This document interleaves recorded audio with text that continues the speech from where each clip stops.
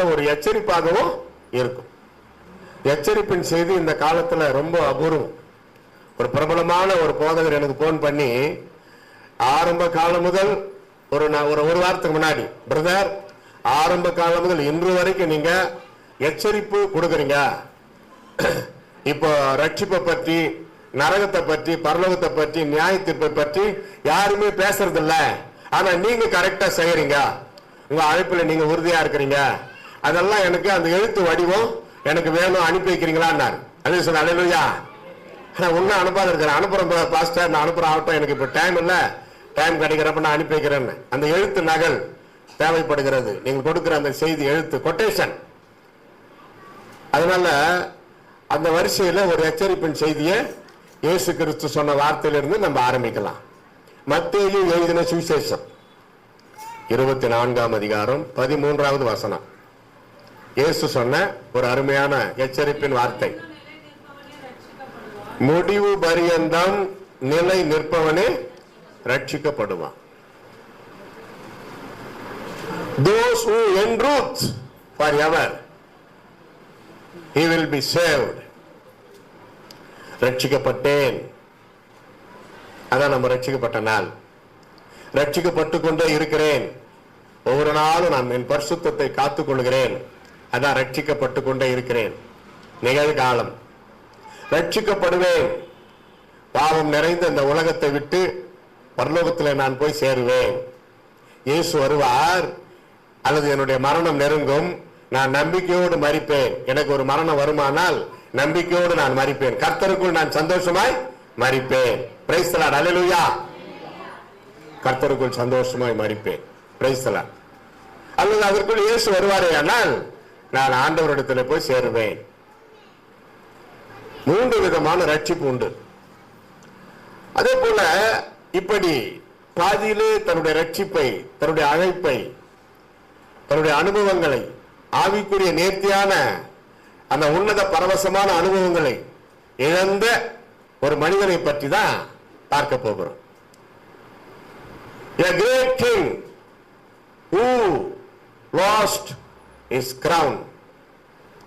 தன் கிரீடத்தை இழந்த ஒரு ராஜா அப்படின்னு கொடுக்கலாம் தலைப்பு. முடிவு பரியந்தம் நிலை நிற்பவனே ரட்சிக்கப்படுவான். ஆனால் பாதியிலே இழந்த ஒரு மனிதன், அதுவும் ஆவிக்குரிய ஒரு மனிதன், ராஜா. எத்தனையோ பேர் இப்ப கூட போயிட்டாங்க. அப்படி ரொம்ப பக்தி பரவசத்தோடு வல்லமையாய் ஊழியம் செய்த எத்தனையோ பேர் பின்வாங்கி போனதை நாம் பார்க்கிறோம். நாம் அப்படி இருக்கக்கூடாது. பெயர் பிரஸ்தாபத்தோடு ஊழியம் செய்த எத்தனையோ பேர் கடைசி கட்டத்தில் பின்வாங்கி போனார்கள். அற்புதம் நடக்கும், தத்ரூபமா அற்புதம் நடக்கும்.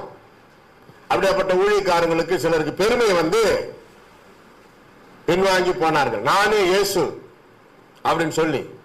நாம் இயேசுவின் பிள்ளைகள் தானே தவிர நம்ம இயேசு ஆகிவிட முடியாது. நல்லா கவனிங்க. இது வரைக்கும் இயேசு கிறிஸ்துவுக்கு பிறகு நான் தான் இயேசு அப்படின்னு நிறைய பேர் சொல்லி நாசமா போயிட்டாங்க. அப்படி முடியுமா? அதான் கள்ள தீர்க்கதரிசி, கள்ள கிறிஸ்துக்கள் தோன்றுவார்கள். இயேசு சொன்னார் அல்லவா, கள்ள கிறிஸ்துக்கள் தோன்றுவார்கள். அதான் நீ என்னதான் பவர்ஃபுல்லா இரு, நீ என்னதான் பெரிய அற்புதம் செய், பெருமைக்கு இடம் கொடுக்கவே கூடாது. ஒரே தட்டுவார் ஆண்டவர். உலகத்திலே பயங்கரமான ஒரு பாவம் என்ன? பெருமை. மோட்ச பேரின்பத்திலே பாவமே பிரவேசிக்க கூடாத அந்த மோட்சத்திலே எப்படி லூசிபர் என்ற தேவ தூதனுக்குள்ளே பெருமை பிரவேசித்தது என்றால் இன்று வரைக்கும் அது ஆராய்ச்சி பதில் கிடைக்கவில்லை. பரிசுத்தமான பரலோக ராஜ்யத்தில் அந்த குறிப்பிட்ட தேவ தூதன் சிந்தையில நான் வானத்துக்கு மேலே ஏறுவேன், ஆண்டவரை விட உயர்ந்த சிங்காசனத்தில் நான் உட்காருவேன் என்ற எண்ணம் எப்படி வந்ததுன்னா ஆராய்ச்சிக்கு அது இன்னும் கிடைக்கல. எல்லாம் ஆராய்ச்சி பண்ணிட்டாங்க பைபிள்ல. அந்த ஒரு காரியம் இன்னும் ஆராய்ச்சிக்கு வரல, பதில் கிடைக்கல. அதே போல இயேசு ஒரு கேள்வி கேட்டார், அதற்கு இன்னும் பதில் இல்லை. என்ன கேள்வி தெரியுமா? மனிதன் உலகம் முழுவதையும் ஆதாயப்படுத்திக் கொண்டாலும் தன் ஆத்துமாவை நஷ்டப்படுத்தினால் அவனுக்கு லாபம் என்ன?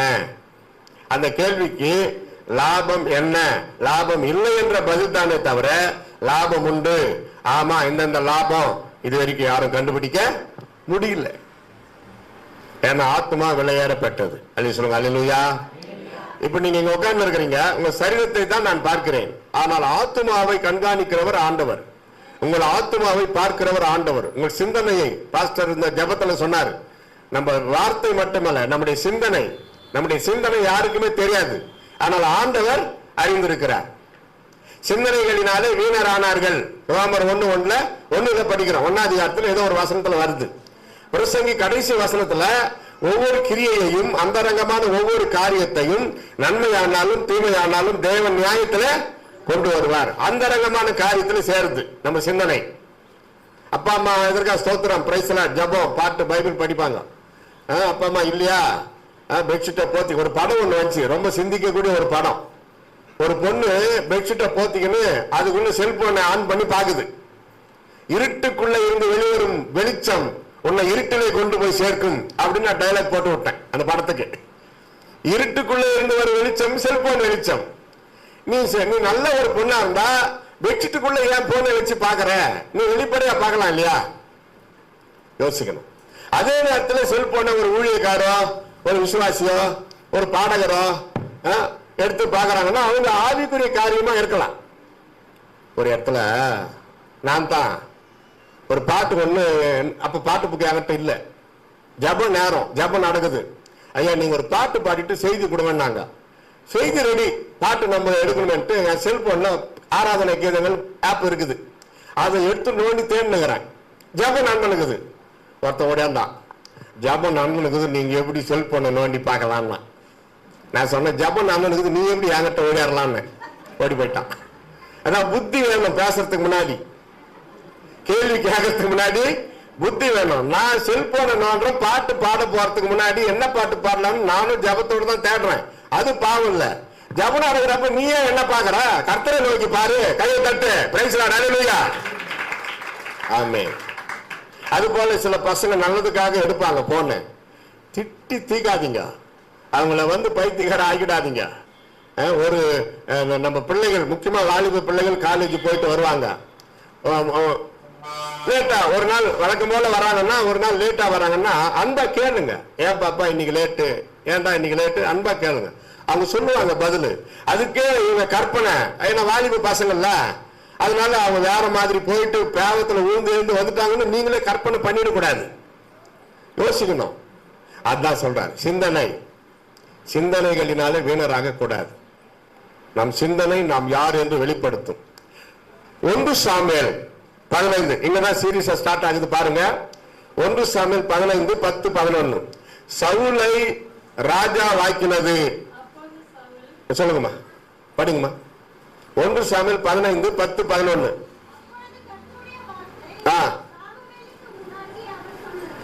கர்த்தர் சொல்றாரு பாருங்க, சாமுவேல் கிட்ட பேசுறாரு. படிங்கம்மா.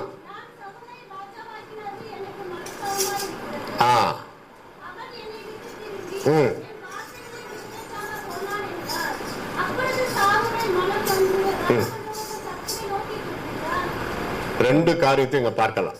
நீங்க குறிச்சுங்க, வீட்டில் இது ஒரு பெரிய சப்ஜெக்ட், வீட்டில் போய் தியானம் பண்ணுங்க. சவுல்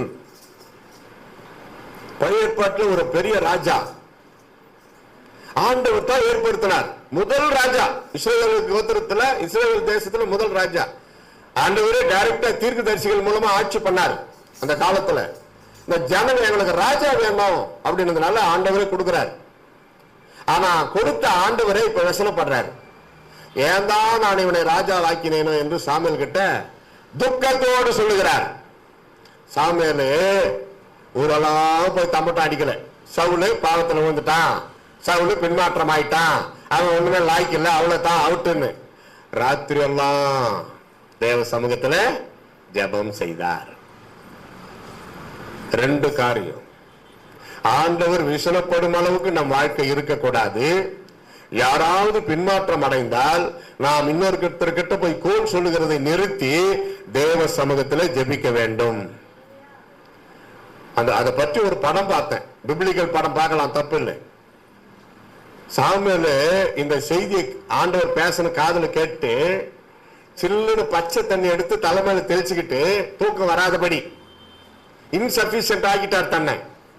தூங்க வேண்டிய நேரத்தில் சில்லுன்னு தண்ணியை தெளிச்சா என்ன ஆகுது, தூக்கம் போயிடும். ராத்திரி எல்லாம் ஜெபம் பண்றாரு. பின்மாற்றம் அடைந்த சவுலுக்காக சாமுவேல் மன்றாடி ஜெபிக்கிறதை நாம் பார்க்கிறோம். ஆண்டவர் பல தடவை எச்சரிக்கிறார். முடிவு பாருங்க. ஆனாலும் 1 சாமுவேல் 31:4 சவுலுடைய நிலைமையை பாருங்க. கடைசியில 1 சாமுவேல் 31:4 தன் ஆயுததாரியை நோக்கி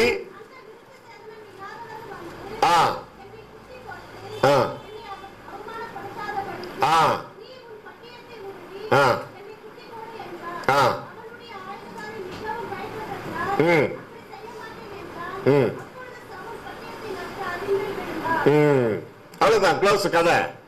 பரிசுத்தாவி பெற்ற ஒரு மாமனிதர், தேவ மனிதர், the greatest heroes in the Bible, ஏன் இப்படி தற்கொலை செய்ய வேண்டும்? Why he committed for suicide? பரிசுத்தாவி பெற்ற தேவ மனிதன். இப்ப நான் பேசுறப்ப சவுல் மேல கோபம் வருது இல்ல? ஆனா அந்த சவுலுடைய ஆரம்ப கால சுபாவங்களை பார்க்கும் பொழுது ஆச்சரியமா இருக்கு. பிளஸ் பாயிண்ட் சவுல் ராஜாவுடைய பிளஸ் பாயிண்ட் 10க்கு மேல இருக்குது. ஒண்ணா சொல்லிட்டு அப்புறம் போலாம் அவருடைய வீழ்ச்சிக்கு. 1 சௌந்தரியம் உள்ளவன். 1 சாமுவேல் 9:2 சௌந்தரியம் உள்ளவன்.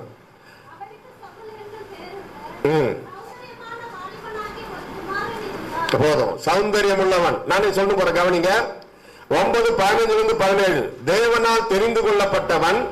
10:24 கர்த்தர் தெரிந்து கொண்ட மனிதனை பாருங்கள் என்று சொல்றார் சாமுவேல். கர்த்தர் தெரிந்து கொண்டார். பாருங்க, கர்த்தரை God has selected Saul king of the nation. 3:10-1 1 Samuel வந்து சொல்றேன். 10:1 அபிஷேகம் பெற்றவன். 11:6 தேவ ஆவி பெற்றவன். அடுத்து 10:22 தாழ்மையான ஒரு மனிதன். அடுத்தது 10:27 பேலியாளின் மக்கள் கேலி செய்த பொழுது காது கேளாதவன் போல் இருந்தான். அப்படி சகிப்பு தன்மை பெருமை கொண்ட ஒரு தேவ மனிதன். அடுத்தது அதே 1 சாமுவேல் 11:13 மன்னிக்கும் மனம் கொண்டவன்.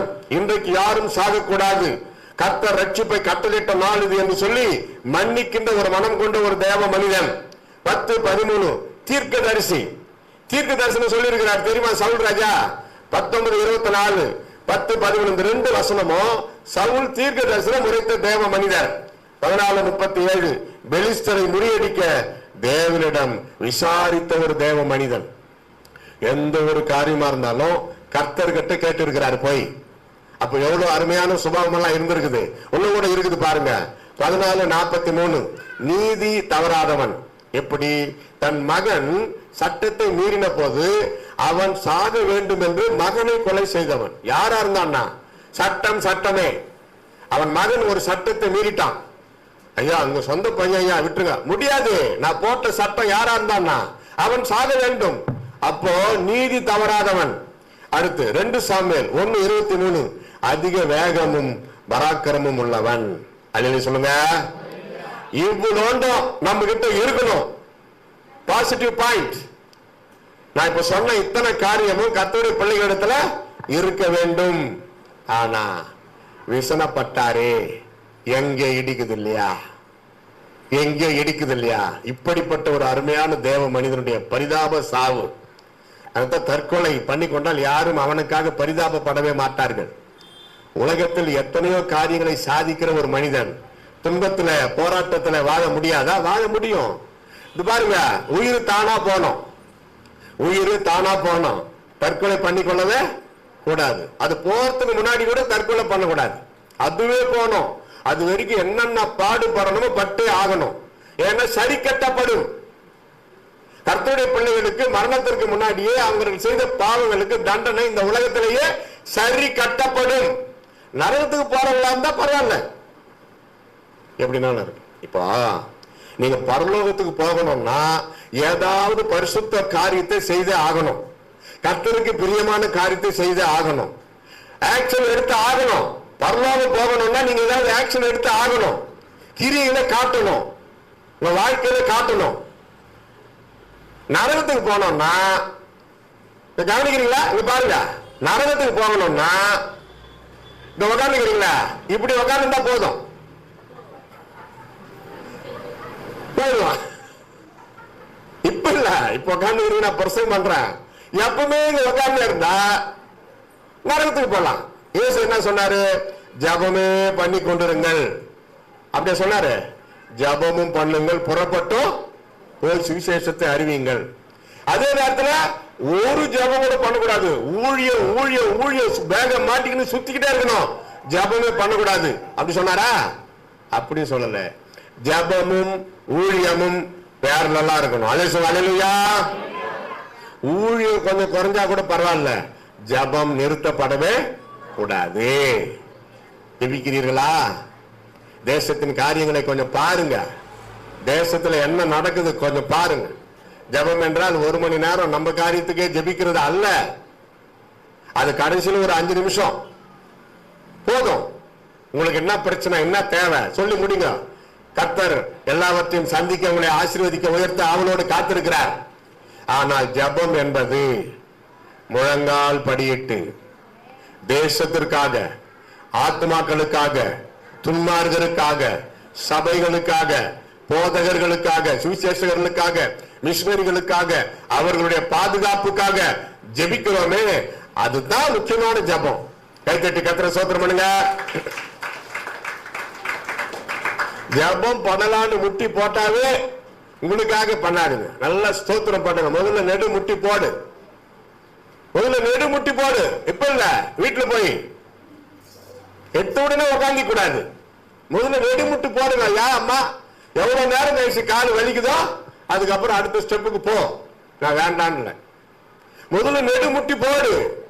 வலி எடுக்கிற வரைக்கும் போடு. நான் ஒண்ணு உங்களை கொடுமைப்படுத்தல.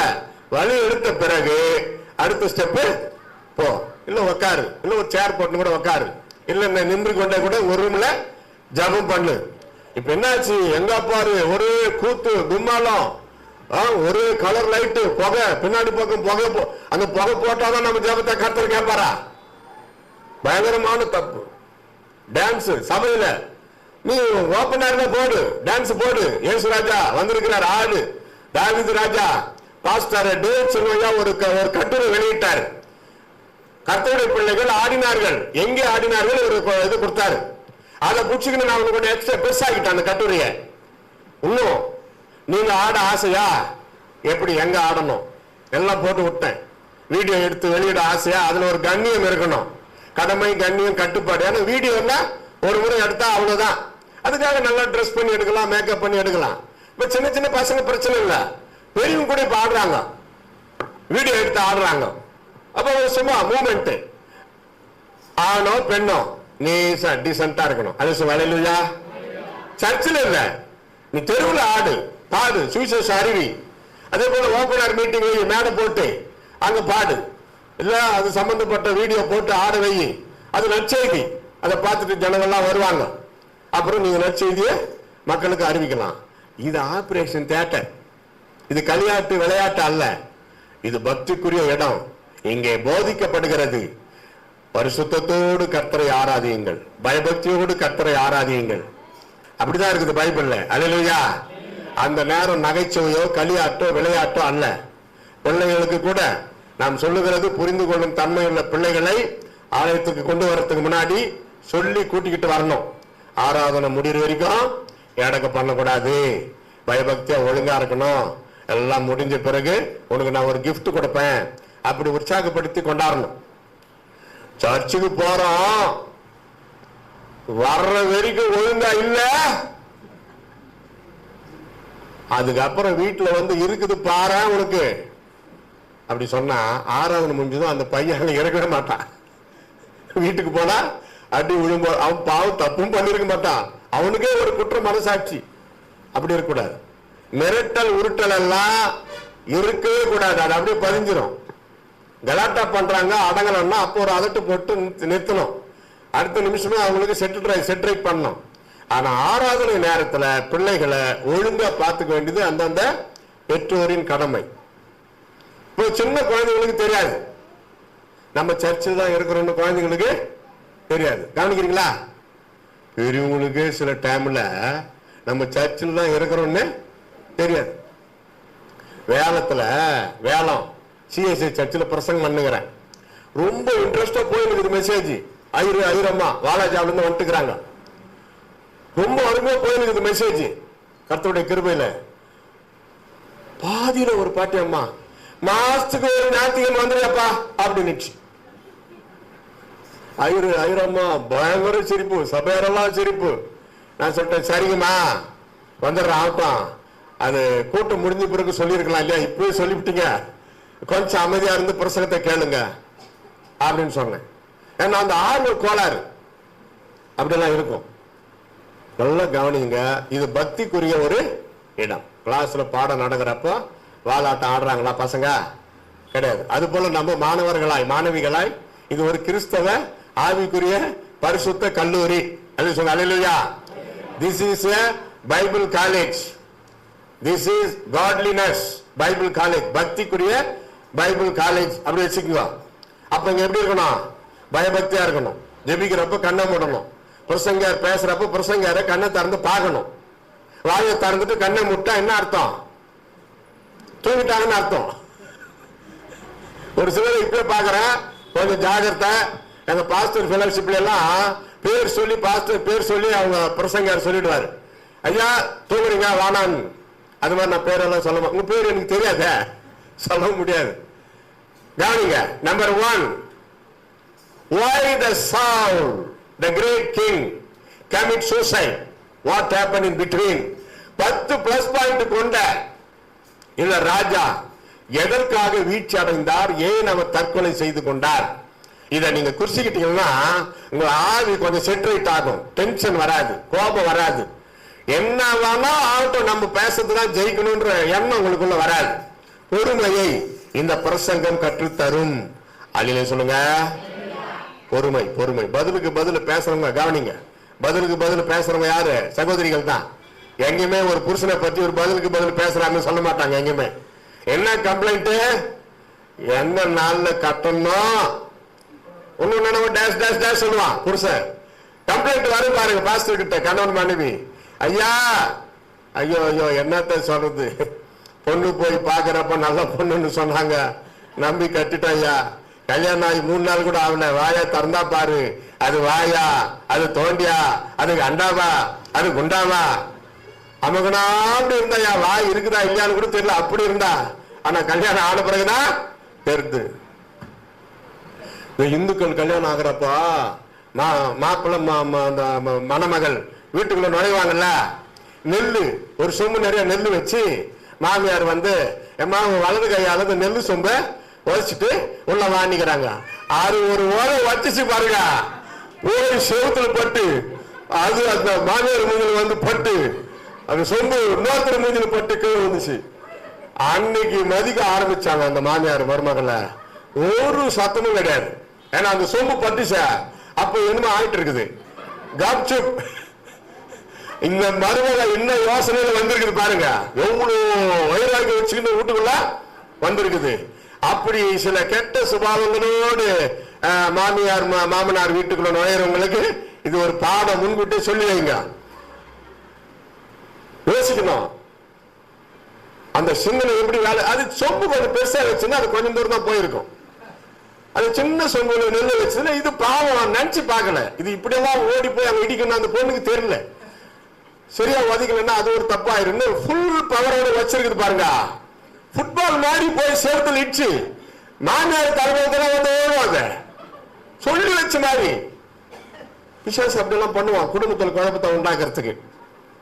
1 சாமுவேல் 13:12 புத்தியீனமாய் துணிந்து பலியிட்டான். ராஜாவின் வேலை வேற, ஆசாரியனுடைய வேலை வேற. நல்லா கவனிங்க. ராஜாவுக்கு அங்க கட்டளை என்ன? தீர்க்கதரிசி சாமுவேல் வர்ற வரைக்கும் வெயிட் பண்ணணும். சாமுவேல் வந்து ஒரு ஆசாரியர், தீர்க்கதரிசி. அவர் வந்த பிறகுதான் பிரேயர் பண்ணிட்டு பலியிடணும், பழைய ஏற்பாட்டு முறைப்படி பலியிடணும். இவன் என்ன பண்ணா, சாமுவேல் தீர்க்கதரிசி வர்றதுக்கு லேட் ஆயிடுச்சு. ஒரு ஊழியக்காரு பிரசங்காரு கொஞ்சம் வர்றதுக்கு லேட் ஆகாதா? ஆகும். ஆனா ஸ்பெஷலா கூப்பிட்டுக்கிறப்ப கொஞ்சம் வெயிட் பண்ணலாம். எவ்வளவு பேர் இருக்கிறாங்க, சாட்சி சொல்லலாம், பாட்டு பண்ணலாம், இல்ல பாஸ்டர் கொஞ்ச நேரம் பேசுவாரு. நாங்க சில இடத்துல வேணும்னு இல்ல, இந்த பஸ் லேட் ஆகும், ட்ரெயின் லேட் ஆகும், எப்படியோ போய் சேர்ந்துருவோம்.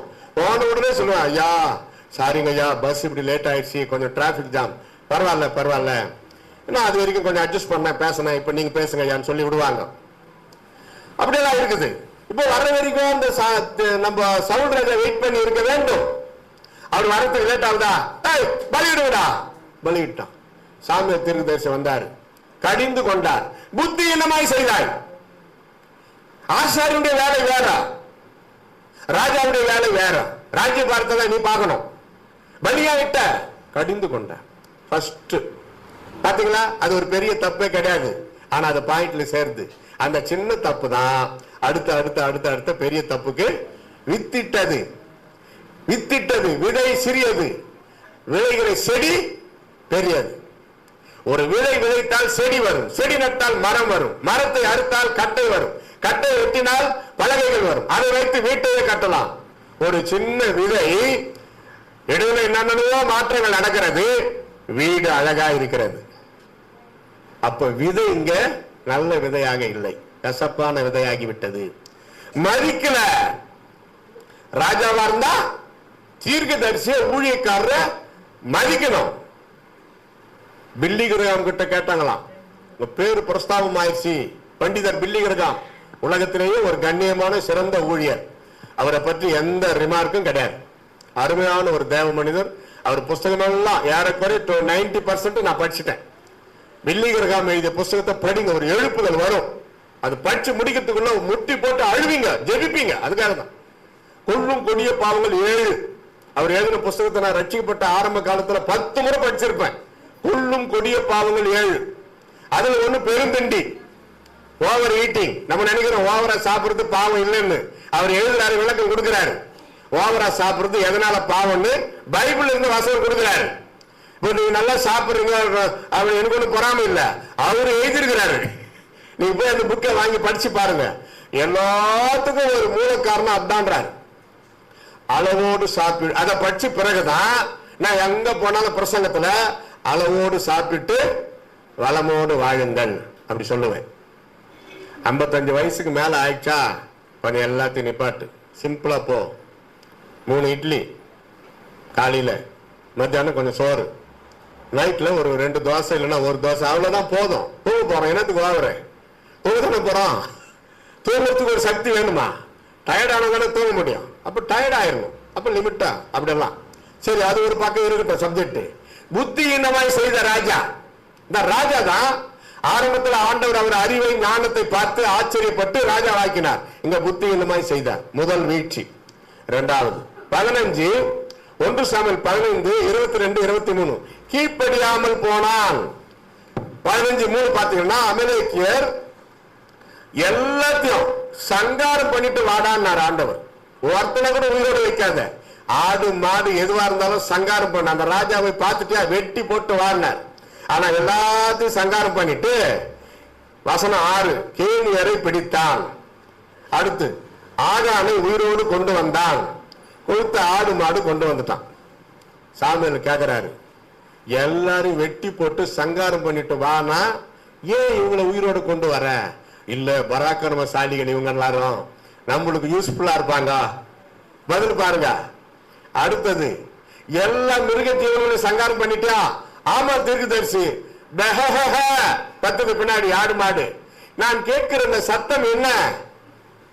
தீர்க்கதரிசி சாமுவேல், இன்னும் இது உங்களுக்கு கூட தெரியாதா? கர்த்தருக்காக பலியிட கொண்டு வந்தேன். இங்கதான் இடிக்குது. ஆண்டவர் என்ன சொன்னாரு? கீழ்ப்படி சொன்னார். கவனிங்க, இங்கதான் ரொம்ப முக்கியம். பலியை பார்க்கிலும் கீழ்ப்படிதலே உத்தமம். சாப்பாடு செய்யறதுனால நீ சர்ச்சுக்கு லேட்டா வரனா நீ அந்த சாப்பாடு வேண்டாம் வேண்டாம். பிள்ளைகளுக்காக நீ கர்த்தருடைய காரியத்தை விட்டான்னா அது தூக்கிடுவாரு, உன்னை தூக்கிடுவாரு, இந்த பிள்ளைகளை தூக்கிடுவாரு.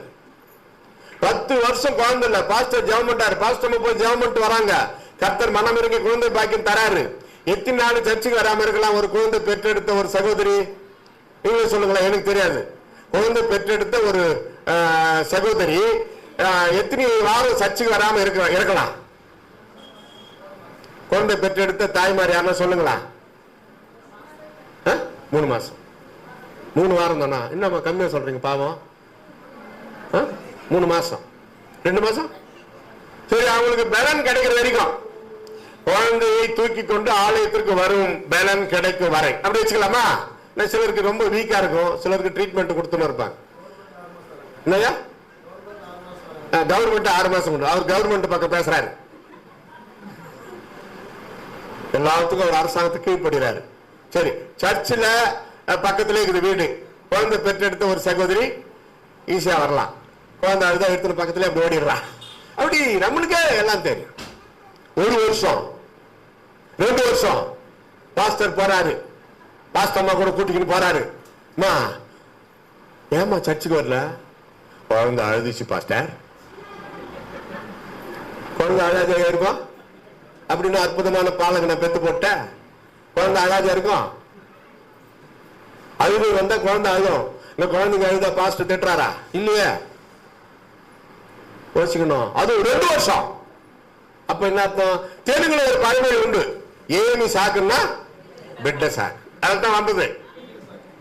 குழந்தைய சாக்கு போக்கு சொல்லி சர்ச்சுக்கு வராத தங்குறவங்களுக்கு தான் அந்த பழமொழியே வந்தது. தப்பு. இது மாதிரி எல்லாமே பலியை பார்க்கலும் கீழ்ப்படிதல் குத்தம். யோசிங்க, எங்கெங்க ரிமார்க் ஆகிருக்குது பாருங்க. எனக்கு கல்யாணம் ஆகிறதுக்கு முன்னாடி மேய்ப்பனின் குரல் ஊழியத்தில் இருந்தேன். வேலூர்ல மேய்ப்பனின் குரல், என் வயசு ஆளுங்களுக்கு தெரியும். ரேடியோ, FBA ரேடியோ, காலையில் 7:15 மேய்ப்பனின் குரல். அதுல பைபிள் ரீடிங். அதாவது நான் வந்து அங்க அவங்களுக்கு ஊழிய செய்தான போயிருக்கிறேன். மெயின் பிரீச்சிங் எல்லாம் என்ன விட மாட்டாங்க. பிரசங்கம் பண்றாங்கன்னா இப்ப டாலி அம்மா எங்க மேனேஜரோட எங்க ஐயாவுடைய மனைவி, அவங்க சிறப்பு செய்தி ரேடியோவில் கொடுக்குறாங்க. பெங்களூர் கூட்டிகிட்டு போயிடுவாங்க. என்கிட்ட ஒரு காப்பி கொடுத்துருவாங்க. அந்த வசனம் ஆதியாகமம் 6:6 நான் உடனே படிக்கணும். தேவன் மனிதனை படைத்ததற்காக மனஸ்தாபப்பட்டார், அவ்வளவுதான். என்னால அவங்க மேற்கொண்டு பேசுவாங்க.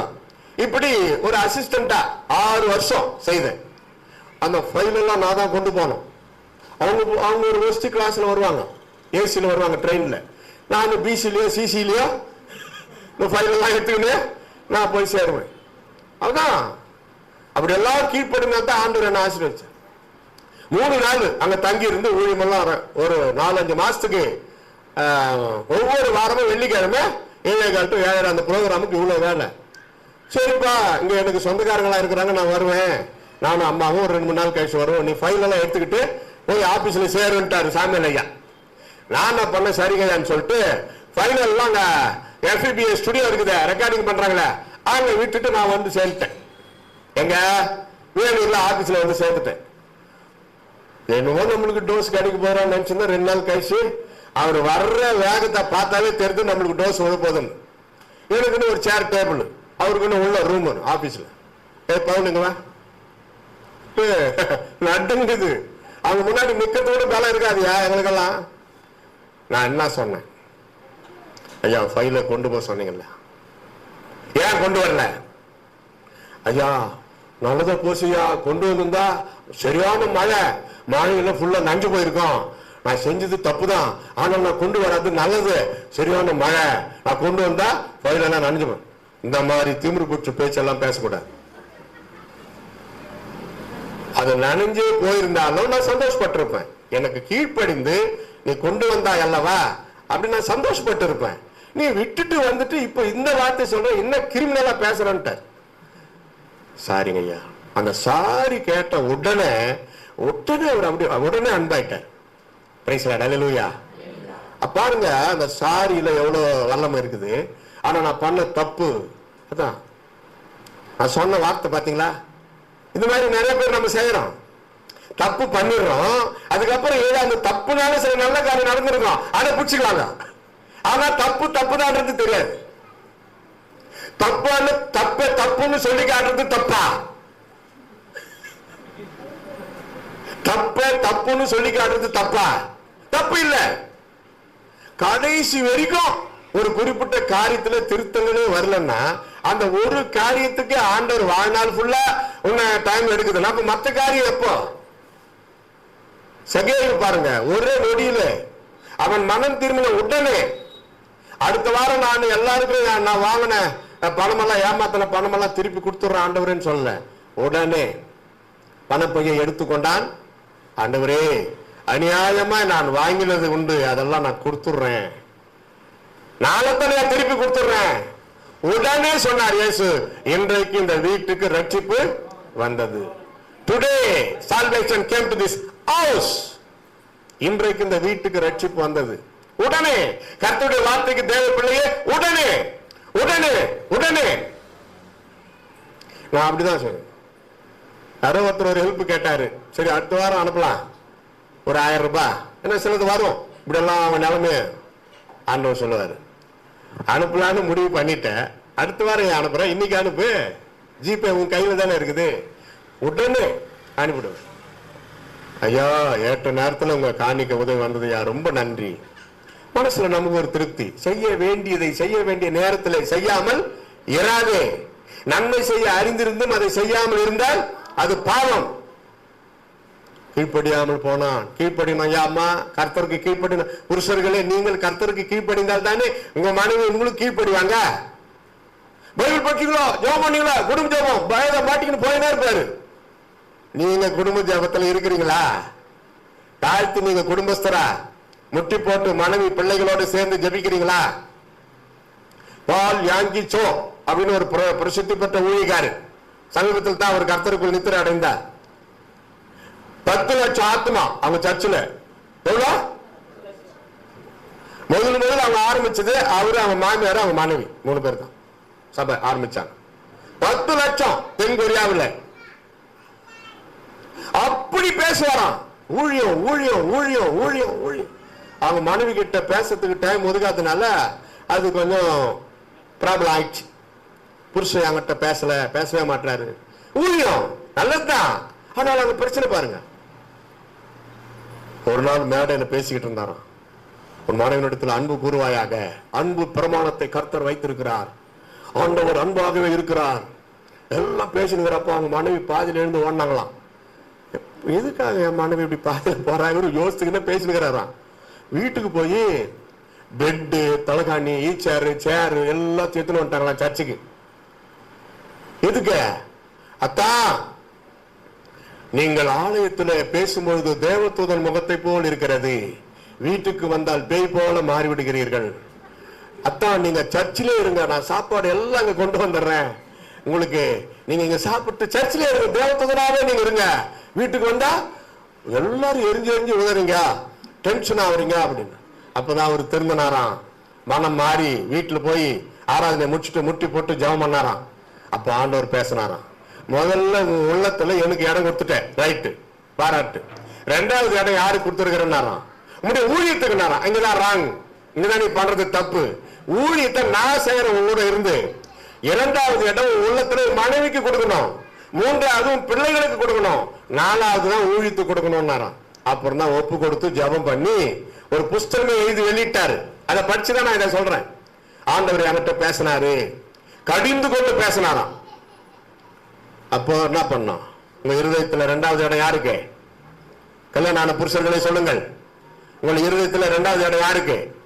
யாருடைய மனைவிக்கு? அத்தை கேட்கணும் இந்த காலத்துல. அப்படி அனுப்புவாங்க மற்றவங்களுக்கு செய்யணும்னா. உங்க சொந்த மனைவிக்கு சேவை செய்யுங்க. கத்திர கட்டி என் மனைவிக்கு கட்டி வந்துட்டு ஆஸ்பத்திரியில் சேர்த்துட்டோம். Madras MJ Ramachandra hospital. நான் உண்மையாவே கர்த்தரை ஸ்தோத்திரம் பண்ணேன். வாழ்நாள் ஃபுல்லா எனக்கு சேவை செய்யற என் மனைவிக்கு நான் சேவை செய்யற ஒரு பாக்கியத்தை கொடுத்தீர ஆண்டவரே ஸ்தோத்திரம். ஒரு வாரம் பெட்ல இருந்தாங்க. இட்லி வாங்கினுவா, ஜூஸ் வாங்கினுவா, மருந்து வாங்கினுவா, ஓடிப்போ, ஃபைல் எடுத்தா ஓடியா. நான் ரொம்ப மகிழ்ச்சியா ஒரு காரியம் கூட நான் திட்டலாம் அவங்கள. நேற்று ஏதோ ஒண்ணு இடக்கு பண்ணாங்க திட்டினா அதெல்லாம் விட்டுற, அதான் நல்லா இருக்காங்கள. உங்க மனைவி சிக்காகிறப்ப நிறுத்து, உன் பிரயாணத்தெல்லாம் நிறுத்து, உட்காரு, கூட உட்காந்து பேசினாலே பாதி சுகமாயிருவாங்க. உங்க பணம் வந்து மீறும், மீதி ஆஸ்பத்திரிக்கு போய் ஊசி போட்டு மாத்திரை கொண்டு வாங்க. பிரைஸ்லாம் நல்ல முடிச்சலாம். அது ஐயா கொடுத்த நேரம் முடிஞ்சிருச்சு.